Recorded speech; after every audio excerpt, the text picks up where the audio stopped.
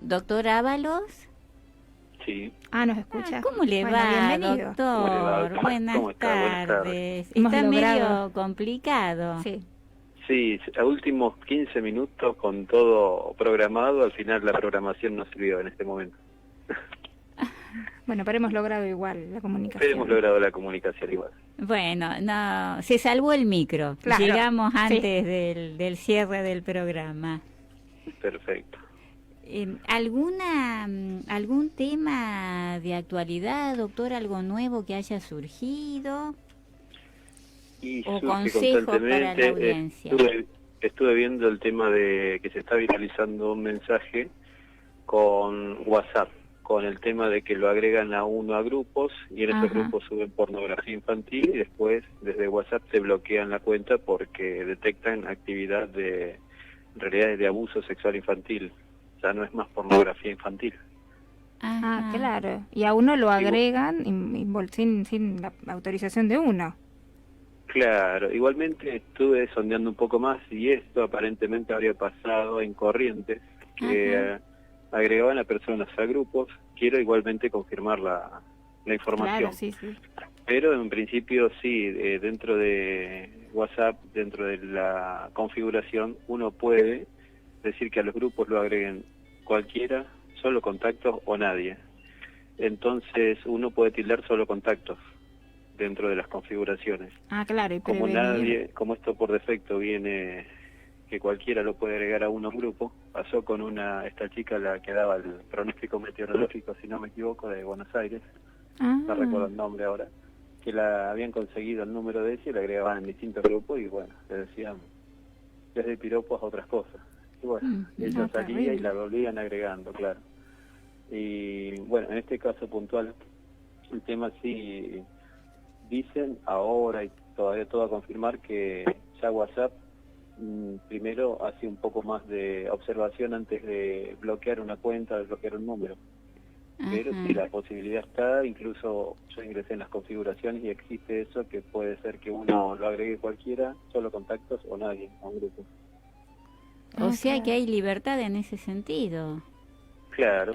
O sea, Ahora pero... podría crear un grupo, consigo el número de cualquiera, o sea, me imagino un número y actualmente existe y voy agregando gente a un grupo, subo imágenes o videos de abuso sexual infantil, le envío a todos y eso se detecta en las redes, más que ahora WhatsApp es de Facebook. Facebook tiene, no es contrato, no es negociación, no recuerdo bien los términos, no es un acuerdo con NSMEC y detectan la pornografía infantil que Claro. se sube o se baja en redes. Y el peligro que cualquiera tenga el número de uno, porque ya con solo tenerlo lo pueden O que agregar. sea, Si no tiene, claro, ¿no? o Esta por- precaución de que solo lo agreguen los contactos.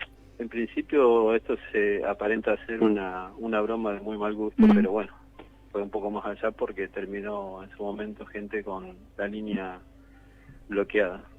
Claro, claro. ¿Y esto en Rosario se pudo ver algo también o solamente...? No, eso es algo, ahora está circulando un audio que habla de un virus, en realidad no es un virus.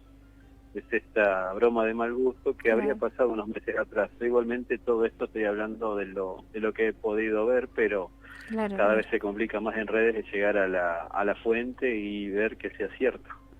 Claro. Yo había escuchado un grupo, por ejemplo, de Facebook, donde la gente publicaba avisando cuando había un control de gendarmería en tal lugar o que estaban haciendo control de alcoholemia en otro lado para que la Sí, gente sí. lo evite, Sí, y se hacía por Facebook. ¿no? se hacía por Facebook, es cierto, sí, sí. Incluso por WhatsApp yo recuerdo Sí, que debe ser escuché peor, una vez claro. en no esta Navidad sino la anterior o la otra, que decían, mira acá hicimos un grupo para evitar los controles de tránsito de alcoholemia y dicen que tal y tal lado están haciendo y así se iban informando. Claro. Y la tecnología dan para todo, más el tema de las comunicaciones ahora, pero así como tiene la parte positiva, puede tener lo negativo, que no es de la tecnología, sino de las personas. Y ve, como dice usted, de que como la gente mala, digamos, se une, y esa unidad a veces no la vemos en quienes tienen que hacer cumplir las normas, pero sí en los que cometen ilícitos, esa unidad de avisarse, apoyarse. Es como Sí, dicen, se siempre. juntan en la desgracia. No, es que van un paso más adelante porque es totalmente distinto, como podría decir, es otra la clase de persona. Ellos si se unen a delinquir, tienen prácticamente toda la sociedad enfrente para hacer delitos. Y al revés, a veces desgraciadamente cuando se tiene que evitar esto empiezan a aparecer los egos, los celos profesionales, Claro. Y en vez de abordar de una manera más efectiva todo lo que es la ciberdelincuencia, quedan los egos dando vuelta de que este profesional sabe más que el otro, y son cosas que se tienen que ir y se van limando de a poco, pero mientras tanto el delito se une para salir adelante, como le había comentado antes de este médico brasilero que tenía el manual del groomer, que decía cómo abordar a los chicos, cómo abordarlo en las playas, en qué lugares, qué palabras usar. Claro. Ellos se unen para el delito y nosotros nos faltaría unirnos y mejorar todas las técnicas. Claro, porque a veces el trabajo no se hace en equipo, o si lo hace uno, es otro el que quiere quedarse con el crédito, quiere figurar él a costa del trabajo que hizo otro. Entonces, como él quiere quedarse con el crédito, con el cargo, con el nombre, y él no sabe actuar porque es el otro el que actúa, falta la decisión y por eso los otros avanzan, no tienen ese conflicto. Y bueno, es un poco propio de la naturaleza humana, así que no vamos a perfeccionar el comportamiento humano, sí podría concientizarse a la gente que haga ver su trabajo y mecanismos como para que realmente quede en manos de ellas el trabajo que hacen y no que otros se atribuya los avances. Claro, esa competencia, por ejemplo, en las fuerzas del mal, digámosle, ¿no? Claro. Sí. No se ve, se apoyan para un objetivo. Claro. Y sí, es mucho más amplio, por ahí cada ciberdelincuente actúa solo, actúan en grupos, son amigos de otros grupos, no tienen una estructura, entonces son autónomos en su medida y bueno, se hacen valer de distintas formas sus posiciones, por ahí en una estructura, llámese judicial o de otro entorno, por ahí puede que pese una estructura sobre un investigador y a veces se atribuya otra persona el trabajo de alguien que está más abajo. Claro, son, como usted dice, doctor, son los pros y los contras de la estructura, de la jerarquía, como que va lento, porque hay que seguir ese procedimiento. Y más que estamos en una época en que las personas confían mucho en los dispositivos tecnológicos, ¿no? Se apoyan mucho en los dispositivos tecnológicos, entonces se centran más en el instrumento que en las otras personas. Como que la máquina lo va a hacer mejor. Esto fue de siempre. Yo de chico recuerdo, salió en la tele, se decía en el barrio, es palabra santa, palabra sagrada, como le dijeran. No importa que fuera poco acertado o la mitad fuera real y lo otro todavía no se supiera, pero salió en la tele, ya era válido. Y bueno, se pasó eso a la tecnología. Salió en tal red, puede ser, o dijo, incluso la vez pasada, un debate interesante se armó en un grupo y llevan un artículo de un especialista sobre una temática de género, pero el especialista era licenciado en comunicación social. Entonces, claro, yo digo especialista, no es psicólogo, no es sociólogo, no es antropólogo, a lo sumo no sé cómo puede medir él el tema del comportamiento humano, saber todas las escuelas que han estudiado, siguen estudiando las distintas posturas, y sobre todo lo que hace un verdadero profesional es la visión imparcial, alejado de todo contexto, de ideológico o religioso, lo que fuera.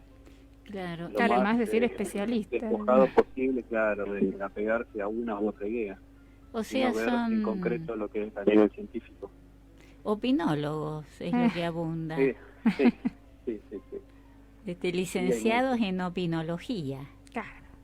Doctor en opinología. Es que en este tema es como que estamos caminando sobre el filo de la navaja. Es un tema muy, muy delicado y donde hay que tener un equilibrio muy, muy fino. Justamente caminar por el filo de la navaja, como dicen en Oriente, ¿no? En esa fina línea. Sí. donde Sí, es fácil irse para un costado o para el otro. Es muy delgada la línea, pero depende también de la formación y los valores de las personas. Claro. O sea, por más que la tecnología avance, que hablemos de física, de informática cuántica, lo que fuera, si no tenemos valores, claro. no vamos a ningún lado. Claro, volvemos al viejo cuento de Frankenstein, ¿no? Sí. ¿A quién le decimos Frankenstein? Al monstruo. Al monstruo. Pero Víctor Frankenstein, ¿quién es? El médico que lo construyó. El médico, claro. Exactamente. O sea que la criatura esclaviza al creador. Sí. Asume el papel del creador. Y eso a veces nos pasa con la tecnología. Por ejemplo, cuando no hay sistema, no se puede hacer nada porque se cayó el sistema. ¿No? En cualquier trámite, cualquier oficina pública.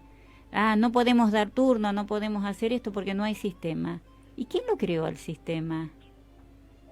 Claro, la gente. O sea, el sistema no anda, nuestra criatura no anda y entonces no podemos hacer nada nosotros que somos los creadores. O sea, el creador depende de su creación, termina siendo un esclavo. Un esclavo de su creación. Sí. O sea, es dar vuelta a las cosas. Eso también, pensando algo rápido, en realidad nunca se me ocurrió ver el tema, pero si uno puede tener esa posibilidad de que se caiga un sistema, tendría que tener un plan B que es muy guardado y muy aceitado, para que en caso de que se caigan, vamos a pensar lo más básico, un turnero listo, tenemos numeritos ahí, vamos dando y vamos asentando en unas fichas que tengan la validez como el viejo libro de guardia, y después lo pasamos al sistema. Claro, es lo mismo que si... O sea, claro. Como dice, el querer es poder, pero ahí está el punto.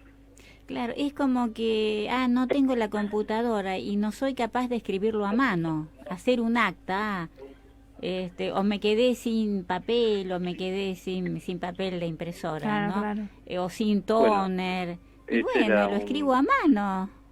Un debate que se había dado en un momento cuando empezaron a aparecer estos dispositivos de análisis digital forense, el UFET, el XRI. Antes de eso, las pericias sobre teléfonos y de todo dispositivo de informática las hacían los peritos y no tenían, o tenían un bloqueador, pero iban haciendo y iban buscando lo necesario. Y una vez recuerdo a una persona cuando recién se empezó a implementar eso del UFET, que dice, no tenemos internet, no se puede hacer la pericia. Entonces digo, o sea, como que sos carpintero y porque se le salió la cabeza al martillo, no podés armar otro martillo, no podés seguir. O sea, vos no sos carpintero por tu conocimiento, sino por lo que la herramienta te da. Entonces, ¿cómo es la cosa? Son instrumentistas. ¿O sos simplemente una persona que maneja un dispositivo y se terminó la canción? Sí, gráfico, doctor. Claro. Es impecable la descripción del carpintero. Sí, es muy acertada. Claro, ¿no? Cuando me dijeron eso, yo, bueno, escúchame, hay procedimientos, si vos ya extrajiste, si vos no hiciste la extracción, bueno, informa, aparte, digamos, hoy estamos en una mezcla de lo que es la informática y el derecho.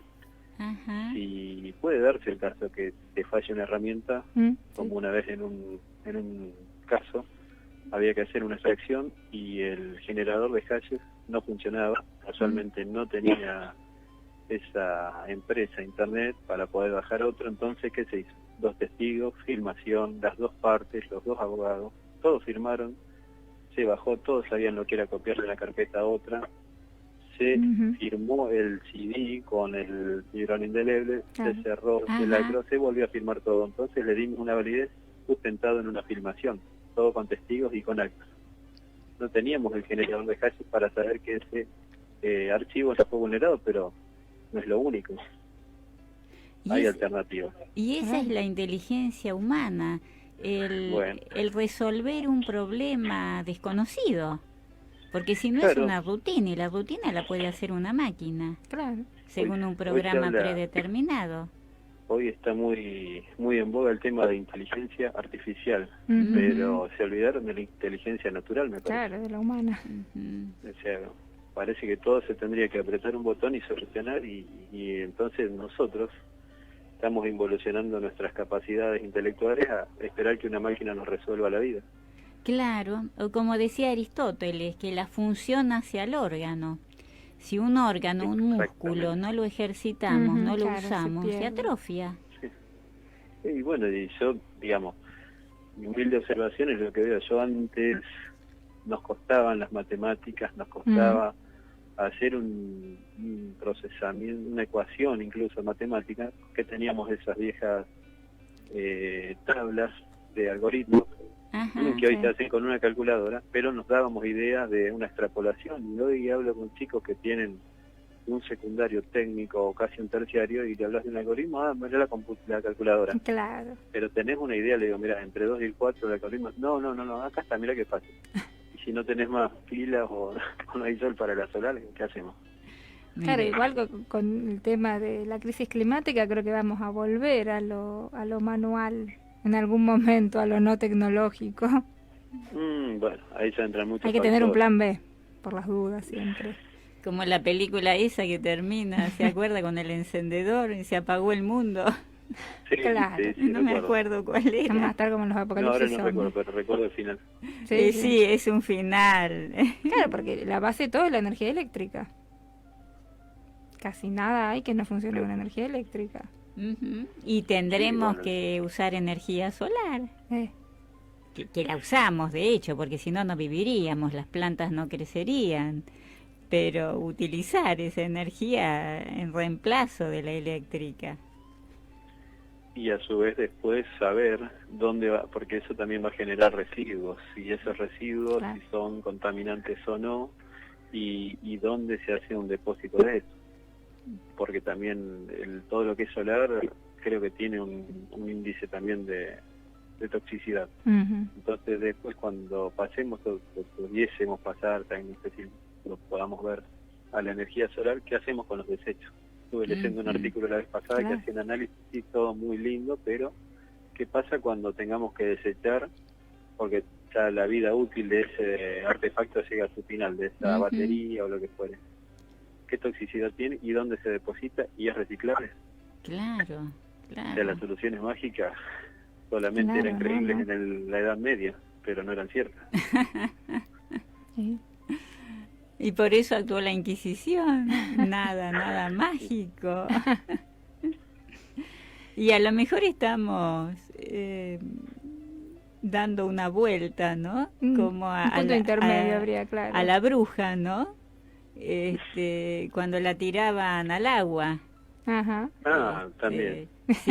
Si la bruja se ahogaba y era inocente. Era inocente, perdón. Y si no se ahogaba, estaba endemoniada, entonces había que quemarla en la hoguera.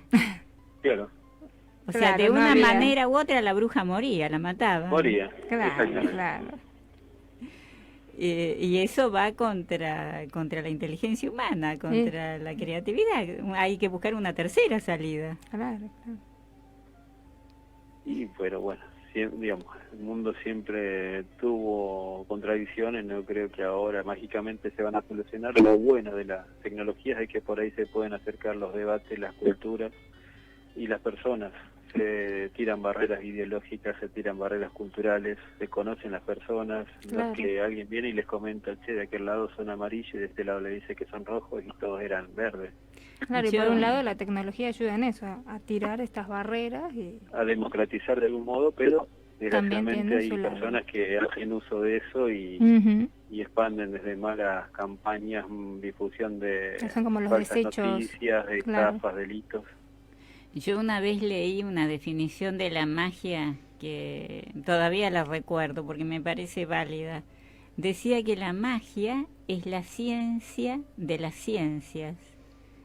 O sea, mágico es algo que a nosotros nos parece que va contra las leyes físicas, porque no descubrimos las leyes físicas. Claro. Es como un indiecito que usted lo llevaba antes a una habitación, apretaba un botón y prendía la luz. Y el indiecito decía magia. Claro. Porque no conocía todo el proceso.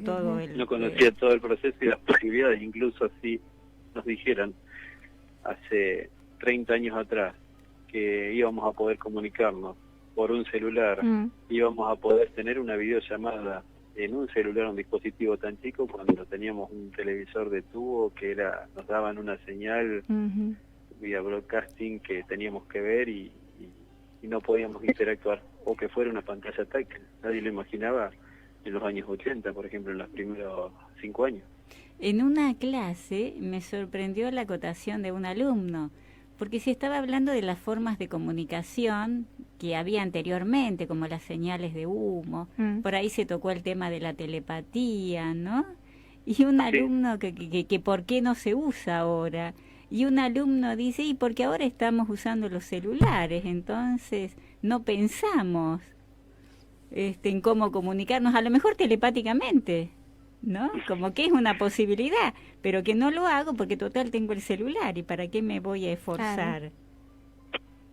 Claro, y sí, hay cosas que, digamos, han variado. Todo lo que es esta tecnología de la informática y comunicaciones cambió radicalmente todo, la visión de las cosas, cambió la forma de relacionarse. Hay debates que directamente desaparecieron, hay nuevos debates y hay debates que faltan. El tema de la ética dentro de este nuevo mundo, de esta nueva generación de relaciones y de maneras de intercomunicarse y todo lo que conlleva. Ya estamos, nos quedan segunditos, doctor, para terminar el programa.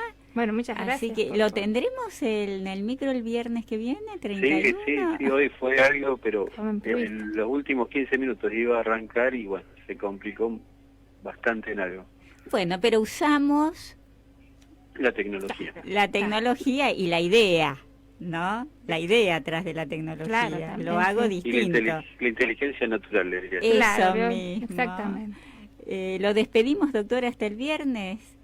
Bueno, doctora, estamos de vuelta el viernes, entonces. Buen fin de semana. Y nosotros nos despedimos de la audiencia hasta el viernes que viene, en una nueva emisión de El Derecho en la Vida Diaria. Muchas gracias. Hasta luego, buenas tardes.